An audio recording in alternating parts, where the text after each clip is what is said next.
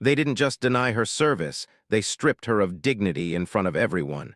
She was ignored, mocked, spoken down to like she didn't belong. A manager smirked as he questioned her worth. Staff watched in silence. Then security grabbed her arm and forced her out publicly, brutally, without a shred of shame. She didn't argue. She didn't beg. She simply looked back, calm and unreadable, while her humiliation echoed through the room. What none of them realized was this: the woman they humiliated controlled their futures. And when she returned, the reckoning would be swift, public, and irreversible. The showroom was loud with money and confidence, yet when Leona Carter stepped inside, it went quiet in a different way. Conversations didn't stop. They simply moved around her. Salespeople glanced once, then turned away. She stood near the center, waiting. No greeting, no acknowledgement. Minutes passed. The message was clear: she did not exist. At the reception desk, a woman finally looked up, eyes flat with judgment. "If you're lost, service entrances are around the back," she said, not bothering to lower her voice. "I'm here to see a sedan," Leona replied calmly. The receptionist laughed. "This isn't a place for browsing. Try somewhere more realistic." Several customers heard it. No one intervened. Leona nodded once and stepped aside, still silent. That was when Evan Rhodes, the floor manager, decided to make a show of it. He approached slowly, hands clasped behind his back, authority radiating from every step. "Is there a problem?" he asked the receptionist, already staring at Leona as if she were a stain on the floor. "She wants to look at cars," the receptionist said, smirking. Evan smiled thinly. "Ma'am, this dealership serves serious buyers, people who understand where they are." "I know exactly where I am," Leona said. A few heads turned. Evan chuckled. "Then you also know these vehicles aren't for everyone. We don't waste time on fantasies." The word lingered: fantasies. Leona met his eyes, said nothing. The silence irritated him. "If you want to continue standing here," he added, "you'll need to provide proof you belong." "Belong?" she asked quietly. "Yes," he replied, louder now. "Belong." The crowd grew, phones stayed in pockets. No one wanted trouble. Evan enjoyed it. He motioned toward the doors. "I'm asking you to leave before this becomes embarrassing." Leona didn't move. Evan's smile hardened. "Security." The guard arrived quickly, already annoyed. He didn't ask questions. He took Leona by the arm. "I'll walk," she said. He tightened his grip. That was humiliation number 3, and it landed hardest. Customers stared as she was marched across polished floors, treated like a disturbance instead of a person. Evan followed behind, voice raised for everyone to hear. "We protect our environment here. This is what happens when people don't know their place." At the doors, Leona stopped. She looked back at him once. Her face revealed nothing.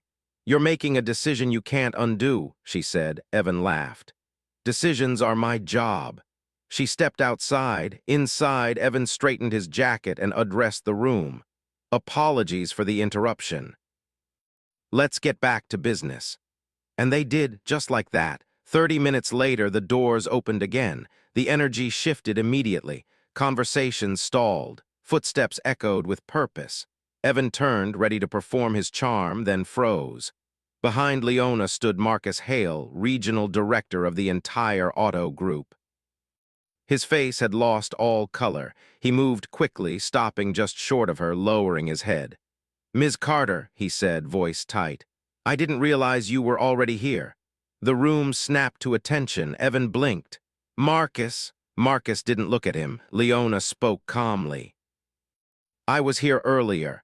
Marcus swallowed. "I know." Evan laughed nervously. "I think there's been a misunderstanding." Leona finally turned to him. "You denied me service. You ordered me removed. You did it publicly." "That's not." "You judged," she continued. "And you were confident doing it." Marcus stepped forward. "Evan, stop talking." The silence returned, heavier than before. Leona reached into her bag and placed a card on the nearest desk. The sound was small. The effect was not. "I am Leona Carter," she said evenly. chief executive of Carter Automotive Group. This dealership answers to me. The receptionist's face collapsed. The guard took a step back. Evan stared at the card as if it might disappear. I didn't know, Evan whispered. Leona tilted her head. That's the point. She turned to Marcus.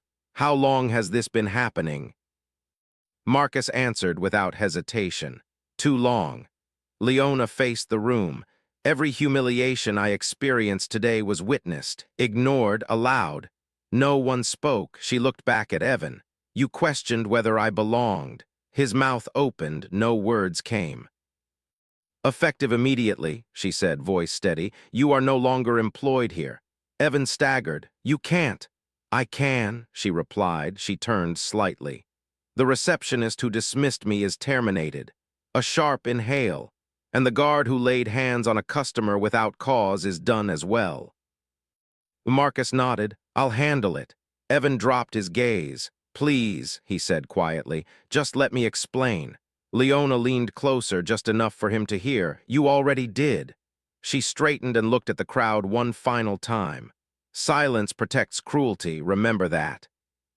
Then she walked out. Behind her, careers ended, reputations collapsed. No shouting followed, only the sound of consequences settling in.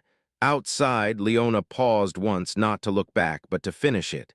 They mistook my silence for permission. Shocked by that ending? Like, share, and comment your reaction. Tell us where you're watching from and what moment hit you hardest. Subscribe and turn on notifications for more stories where dignity wins, arrogance falls, and power is reclaimed in the most unforgettable way.